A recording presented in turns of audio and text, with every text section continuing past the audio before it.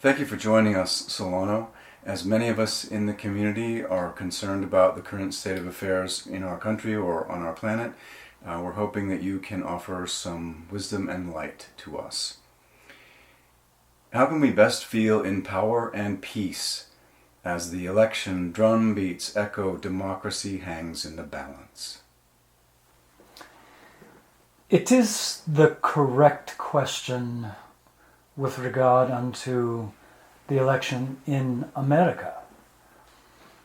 And there is, of course, an implication globally as well. And when I say it is the correct question, what I mean is, how can we be in power? And the one thing above all else that I would remember unto you and unto all is that it is thought that changes everything. Thought changes everything in your lives, individually. Thought is what built countries. Thought is what builds wars. Thought is what builds laws. Thought. How you can be in peace, then, as a counterpoint to how you can be in power, is a matter of understanding that thought, in order for it to be powerful, must come from presence,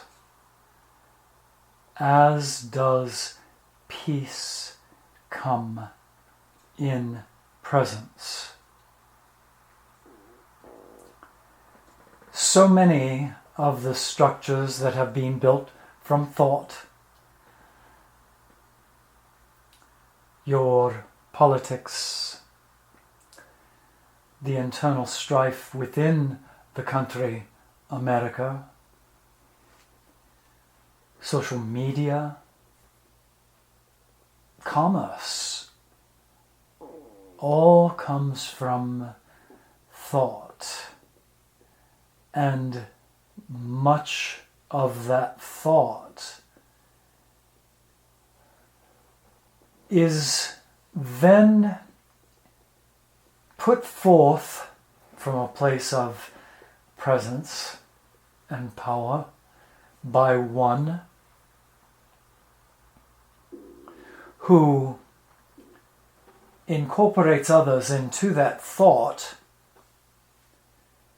establishes goals and establishes ways to implement those goals that are out of the moment. And so what I most want to drive this toward is that any individual who is apprised of the news, anyone who is following the game, so to speak, has a massive temptation to be one of the individuals in the chain of thought that results in there being that game of crack the whip, where he or she who is at the end of the whip gets thrown off. How this relates to power and peace, and how it relates to being in the capacity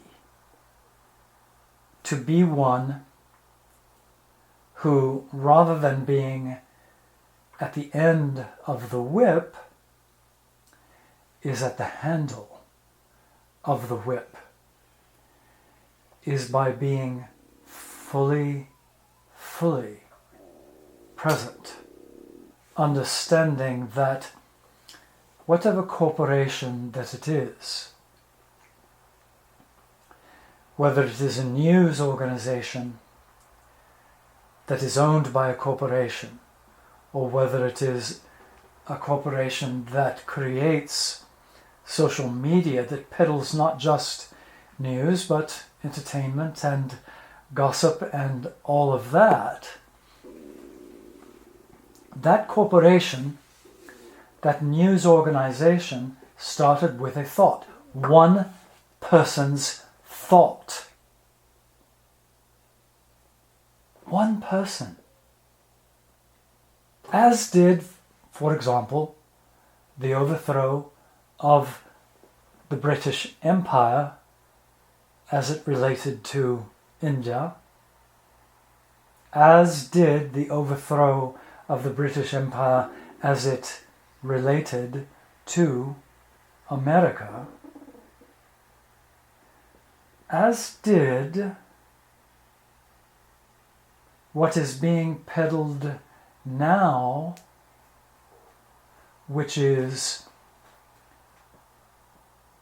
the fear that foments in individuals the sense that they are not at the end of the whip, but that they are at the handle, and wanting therefore to force others to assimilate their patterns, to assume their position at the end of the crack the whip. So really there are two things that we're talking about here in specific. We're talking about how you can be empowered, how you can be empowered in this moment. And that empowerment comes from, one, not giving any quarter to fear. None. Not giving any quarter to fear. Whether it is about climate change, or whether it is about fascism, whether it is about health, whether it is about the economy, whether it is about war, not giving any quarter to fear. Now that is a challenge, and we could stop there, and your lives would be different if indeed you did that. What do you fill it with? What you fill it with is presence. What you fill it with is love. The reason I say presence first is that genius lies in presence. Every single individual on the planet this moment, you,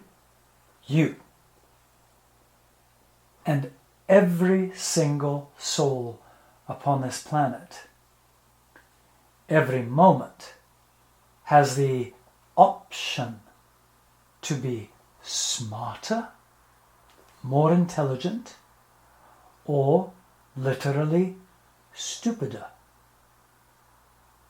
less intelligent. Sadly, many are choosing to be stupider. And they are seduced to it by thinking that they are consuming accurate information, when what they are consuming is emotion. They're consuming the encouragement, the seduction to be a spectator at a game. Spectators at games are really almost without exception They are ant mind. They are crowd mentality, swept away, caught up in the emotions of who has the ball. Stupider. Now, is that a judgmental statement on my part? I'm asking you, is that a judgmental statement on my part? Or a recognized statement? What it is simply a recognition that that consciousness sitting in that bowl, in that stadium, they are out of the moment. But they think they are in the moment. But they are completely out of the moment. For the moment that their team wins. And that's what they are pushing on. That is what they are hoping for. That is what they are afraid will not happen. So it is the battle of hope out of the moment and fear out of the moment. That is not where genius lies. That is not where the intelligence of an individual who says, I see the chink in the armor. Because I am so present, so aware. I am operating from every center,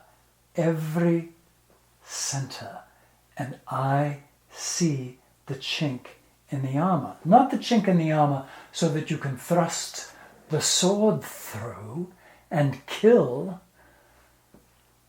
the opponent. It is rather, I see the chink in the armor, which cracking will allow true progress.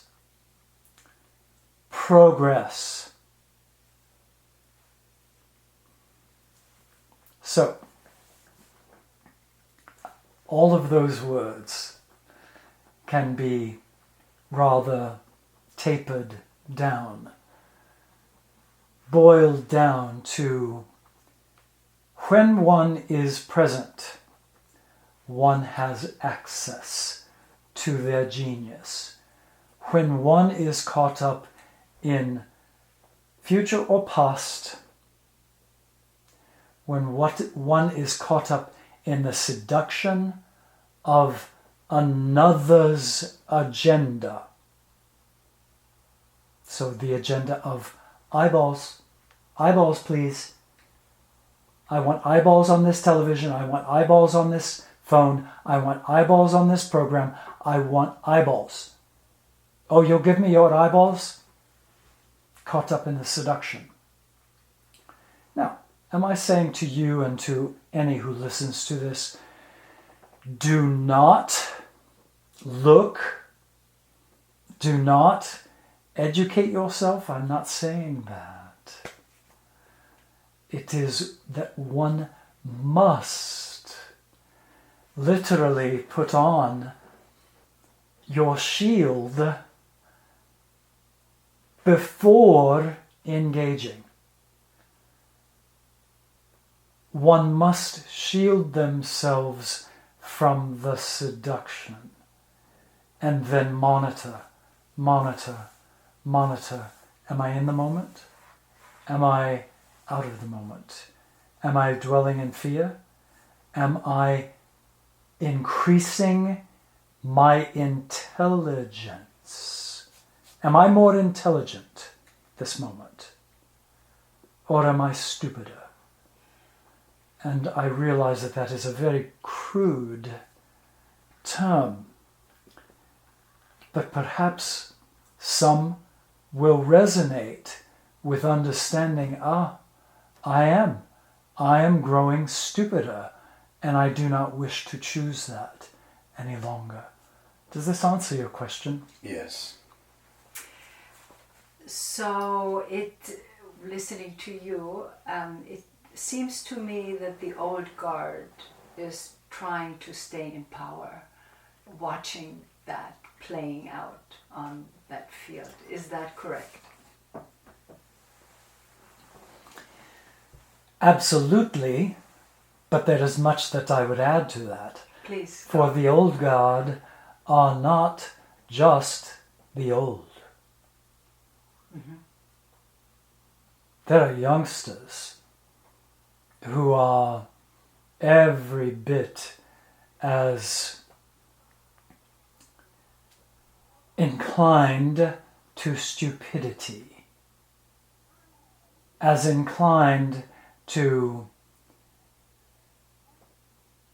rigidity, as inclined to live out of the moment, as inclined to engage in ant mind.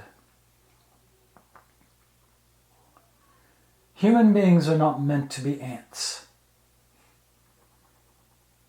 They are not meant to retrograde into group mentality, and yet it happens. It most particularly happens when a brilliant ant comes up with a way of selling ant mind to their fellow human beings. And again, I reference sports, I reference politics, I reference wars. That's a hard sell. Let's kill one another. Let's blow things up. Let's destroy cities. Let's destroy lives. Oh, your family was destroyed as well? Well, it was in the name of. It was in the name of. Freedom, God. Correct. Correct. And so, I'm purposely avoiding casting aspersions upon a particular group, because that's what the corporations and the news organizations and the entertainment world is known to do in order to hyperventilate, to get the individuals in the stadium to hyperventilate, and in hyperventilating to lose access to presence. So really, for anyone who listens to this, it is incumbent on each individual to make a sharp assessment of their own life, of when they give themselves to ant mind, when they lose their perspective of foreverness, and rather give themselves to the perspective of this particular match, this particular game, this particular dynamic that exists in us now. Because if true change is desired by any given individual, it becomes that individual's responsibility to understand where the vulnerabilities are in the consciousness, where the leverage points are in the consciousness, to bring about progressive change. We are on the brink here on this planet. We're on the brink of virtually a new world order. Now, that's been said countless times. That's because... A better world order. Correct. A better world order. It has happened countless times. And things shift, things change. Sometimes those changes take place through adversity, but always, always, always, always, there are people who are the quiet ones. The quiet ones with the quiet minds who are thinking, who are seeking the leverage points of the consciousness that will move it forward. Do you understand? Yes. This is also the reason that so many women's rights and freedoms are under attack, trying to stop that change into the better world order. Is that a question? Yes. Will you state the question a different way? We are seeing right now again a rise in the freedom and the treatment of women worldwide. So is that also the result of us getting together as a community to stop that, to bring us more together, to clearer, be smarter, and changing that to more equality?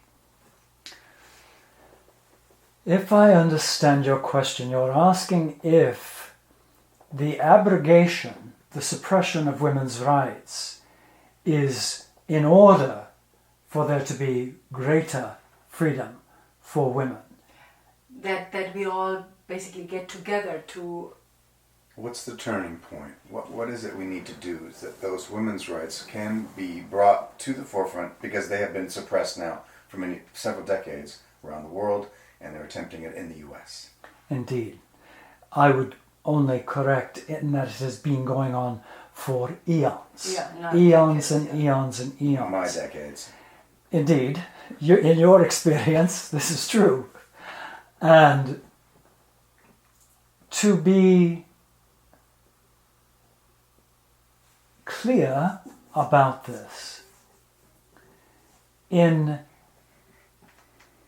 nearly every circumstance, it is the result of the ant mind of religion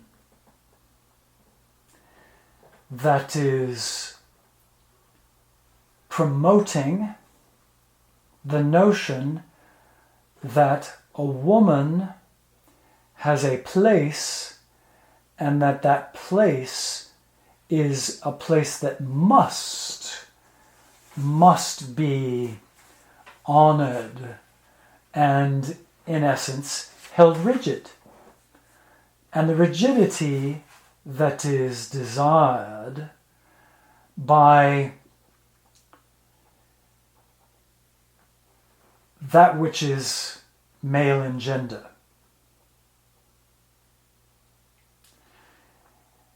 is based upon really the same thing that the American Civil War was based upon, which was, do not take our slaves. Do not legislate against our ability to own another human being. So women are household slaves to the religious men of the world. Correct.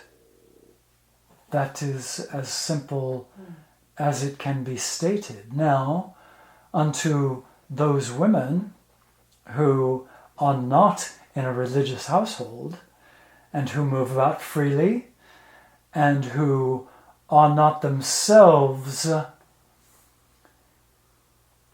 flirting with the seduction of the ant mind. Being taken care of. Correct. Those women are collateral damage. Literally collateral damage, if they find themselves sideways of that particular consciousness. So you remember, for example, that there was this woman who had a great empire, and she and many others made illegal trades in the marketplace. She went to jail.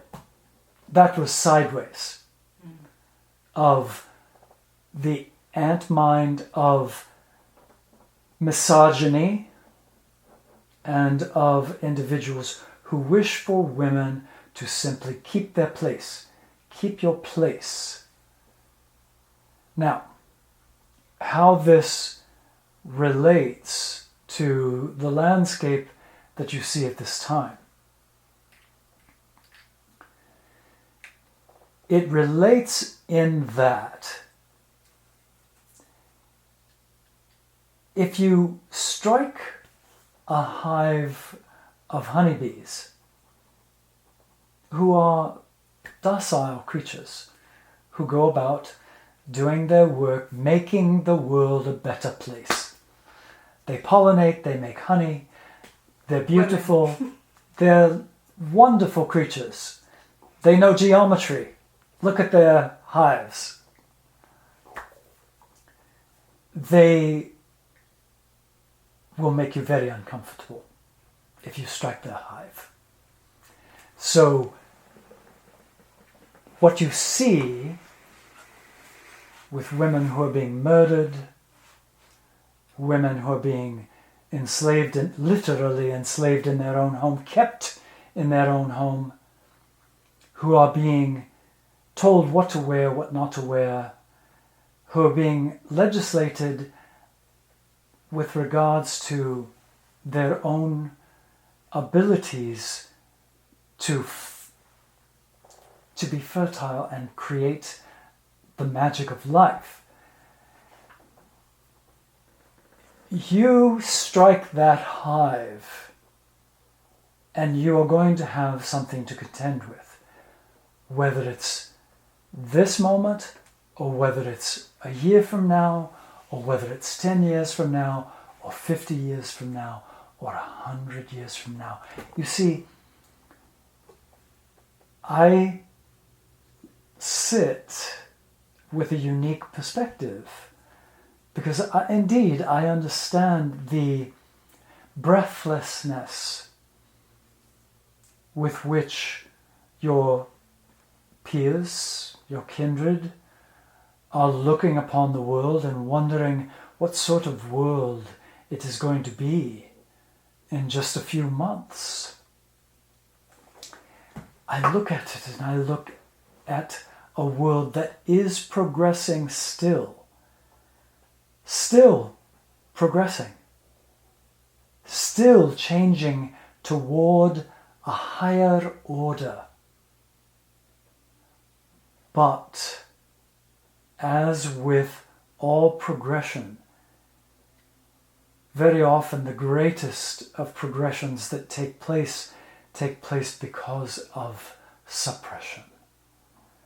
So that is not, I'm not being sepulchral there, or ominous,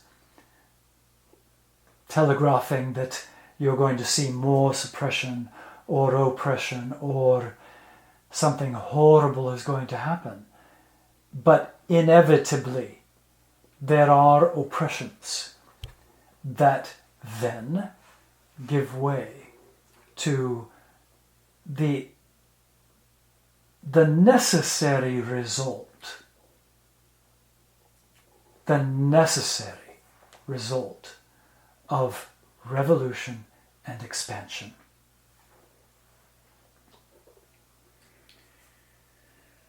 Is there an end game, or is it simply an ongoing revolution and expansion? Is there a religious conflict end game that needs to happen? Is it the freeing of the women? Is it West against East, Islam against Christianity? Is that what we should guard against?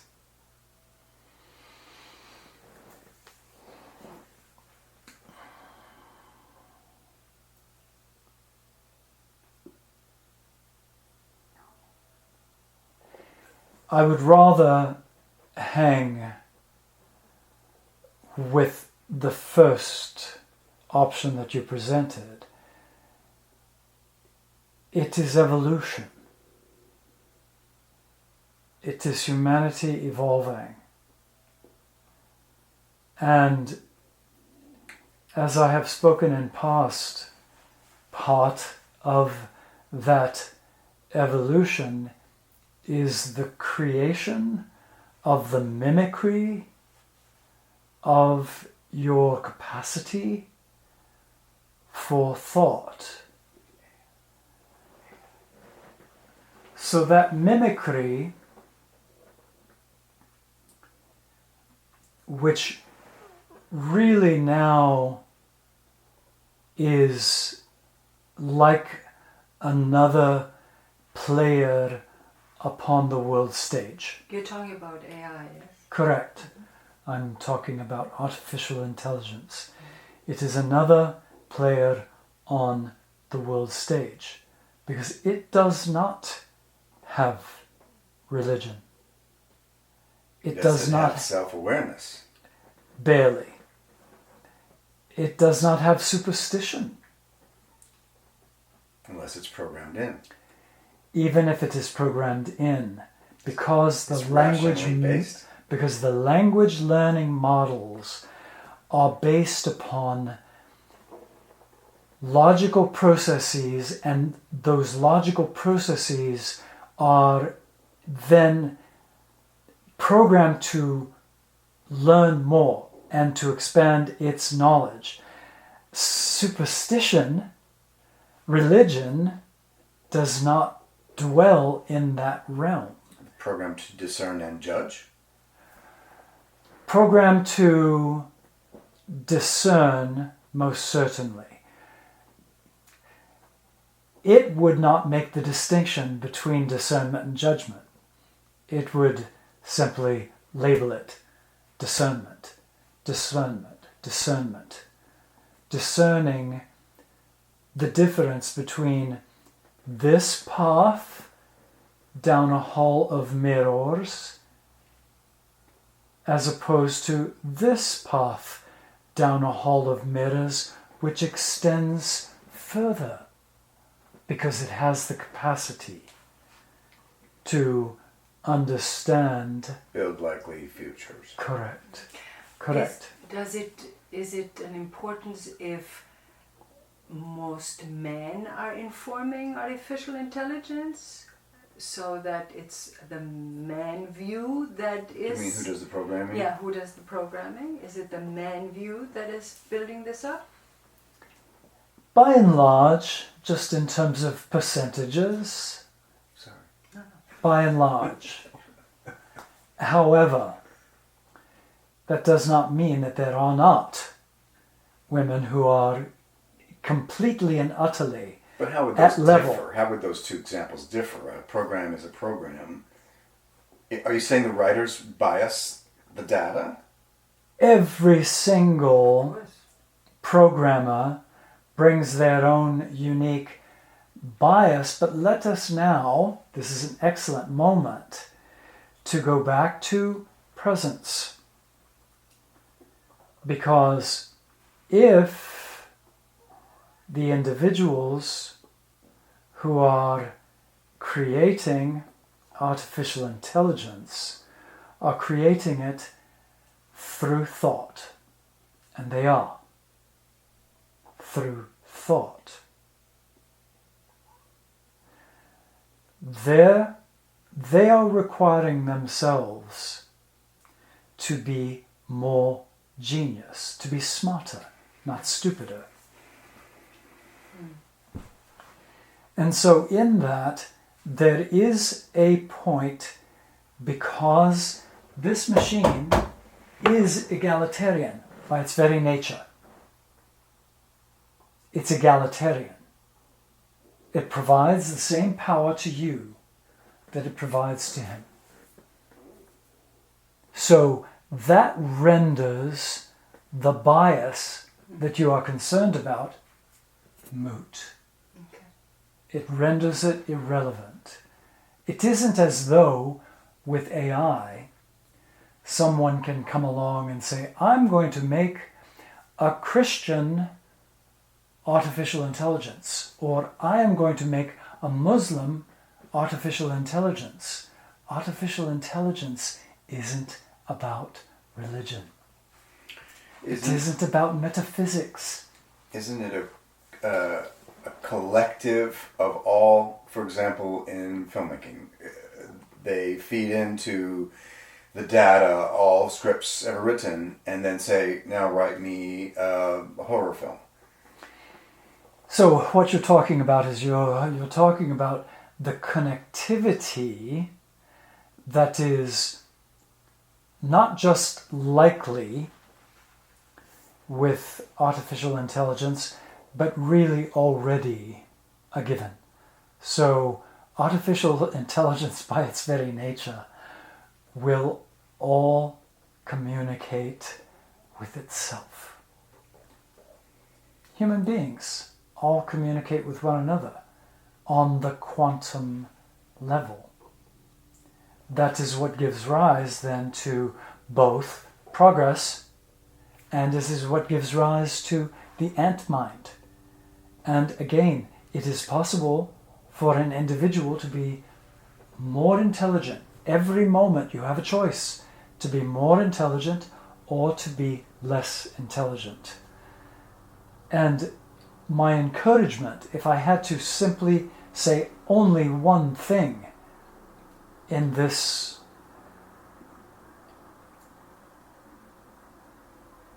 engagement, it would be strive to be more intelligent. Strive to be more intelligent. Do not engage with fear. Do not engage with the mundane. Do not engage with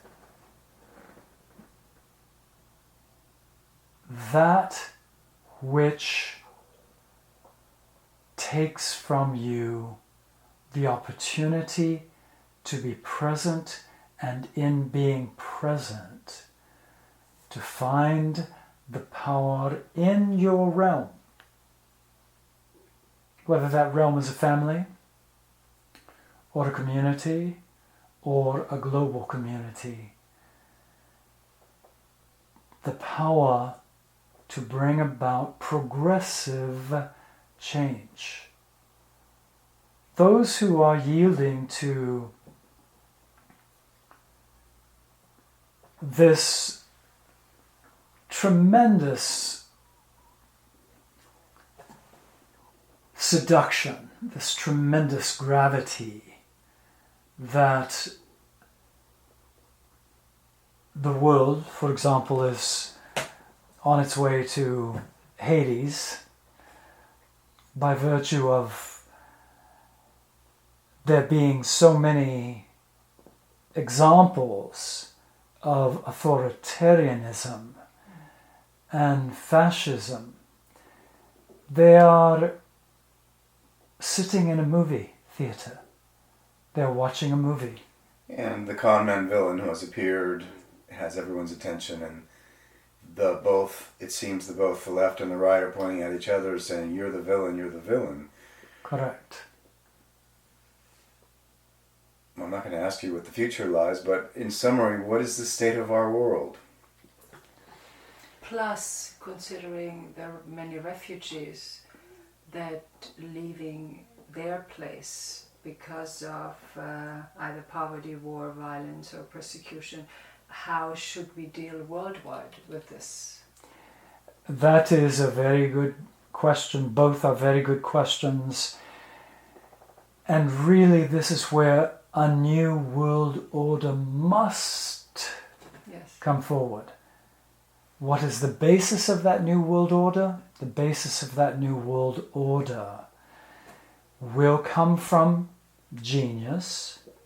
It will come from the fact, the mere fact, that there is, despite all fears regarding climate change, regarding drought and desertification, regarding run-amok wars and the threat of nuclear war, for example,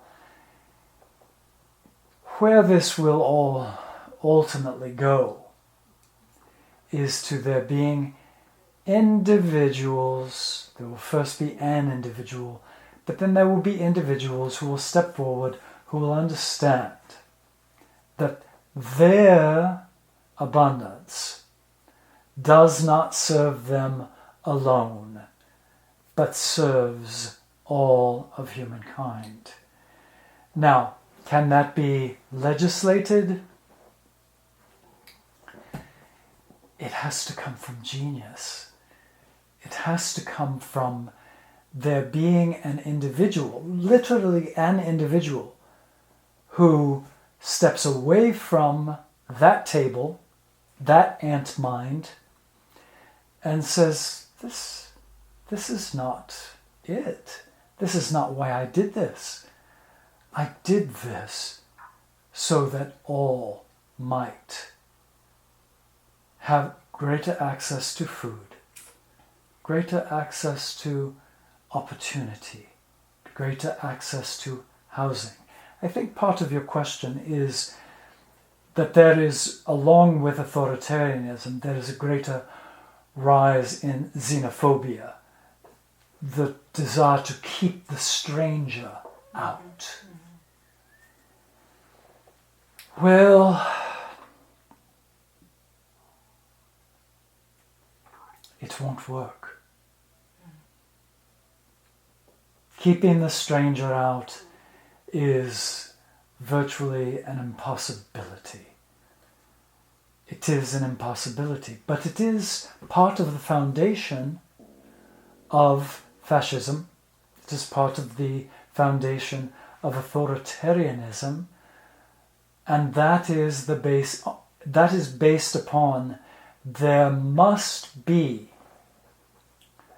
a stranger who threatens. Because if there is a stranger who threatens, then that is how I can put you stupid people, you people who are choosing to be less intelligent every moment, at the end of the crack the whip. So, my message is a message of hope. My message is a message of positivity, because every individual does have the capacity to choose moment to moment to be more intelligent, to be more discerning, to understand the difference between truth, which informs and uplifts, and lies, which promote fear and violence. So, in this room, in those who join you in this room listening to this message, if you all will simply, every day, every moment, choose to be more intelligent, choose to be more present, and in choosing to be more present, give your thoughts to not just talking about this one or that one, or thinking about your immediate realm, but looking at the larger picture. Really examining the larger picture and understanding where the leverage points are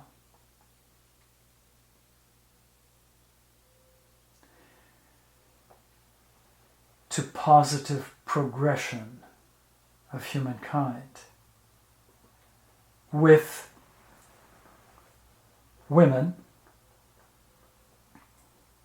storytelling, storytelling, storytelling. It is the individual impact of male dominance told as story amongst one another, not as victims, but as individuals who understand, in actuality, in this equation, in this relationship, I have the power. I have the power because I have the presence of mind to understand where the leverage point is. The movement that you assisted in bringing onto a successful change, the success there was through storytelling. Storytelling and teaching are related. Teaching can be didactic and boring.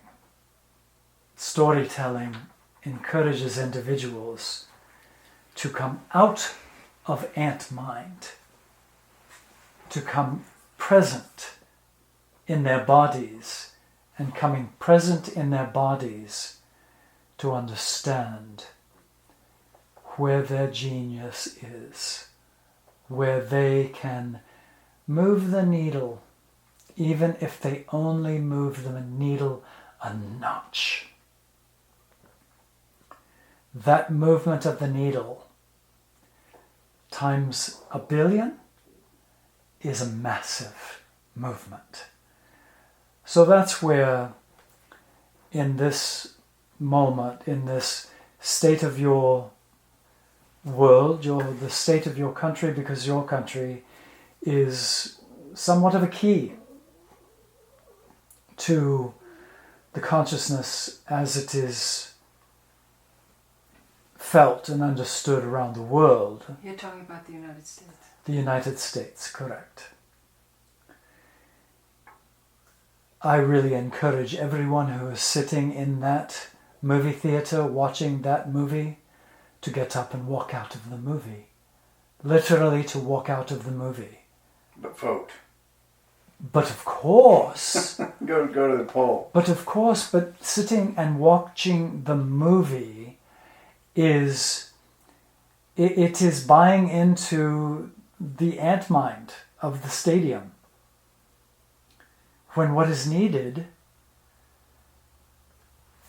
I realize as I'm speaking that for many this will be a mysterious thing. They will not understand that they have power that comes from walking out of the movie. What I am talking about is I'm talking about the drama. Stepping out of the drama for a woman who is being abused, hit, or psychologically lessened. In order for her to take a stand and become present and collect herself in her genius, she has to leave. She has to leave the drama. Yeah. She has to leave the drama.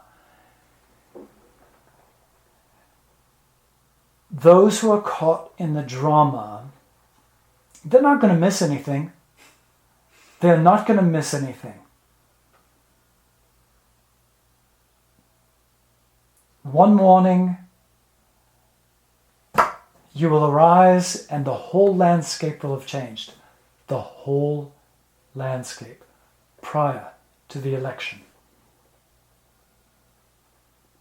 And in the meantime, what's the value in watching the drama except the entertainment. Pre-play, or what is it Except called? the entertainment. Pre-game. Yeah, it's the armchair quarterbacking and wanting to know who's going to win. That's really what it comes down to, and many people want to listen to this to know who's going to win.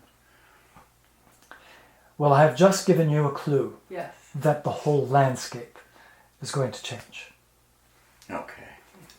Thank you so very much. It is my pleasure to spend time with you and to have really the privilege of sitting with two in particular who are devoted to being more intelligent, devoted to stepping out of whatever drama that is in their lives, and as such accessing their genius. This is what I'm encouraging you both to do. It is what I'm encouraging everyone who listens to this to do. It is possible. One can, even if one sort of grants themselves the luxury of IQ tests, one can raise their IQ.